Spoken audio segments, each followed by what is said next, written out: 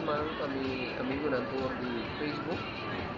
Aí nós temos aí um livro aqui na Aruba.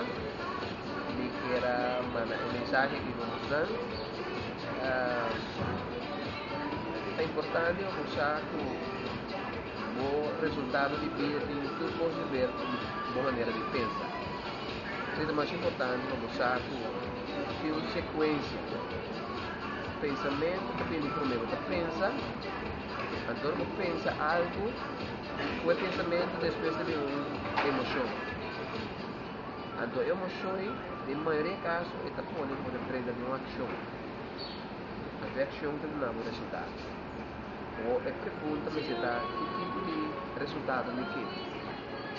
Mas se você quer um bom resultado, significa que você tem que começar a preparar o pensamento. Você tem sorte, você tem pensamento positivo, pensamento de vitória, pensamento de solução, pensamento de sentimento correto. Só para ter um sentimento correto, para tomar ação correta.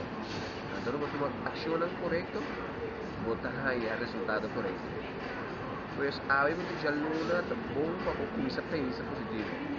A configuração acaba, confia com a letra por palavra, confia com agora que você determinar para você pensar positivo, pensa vitória, pensa êxito, pensa estimação, pensa paciência, pensa com melhor.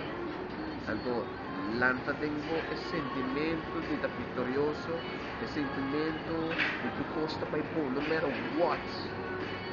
Então, você está podendo tomar ação correta, então me garantizar que mesmo noite será o resultado não está bom. E na fim de semana você pensa, uau, me deu o resultado correto. Esse é o meu pensamento para esse semana para o setor. Deus bendicional, corda, ajuda o ende, bendicional o ende, para sobre a cena, você ajuda a vocês. Boa semana, bendição, blessings.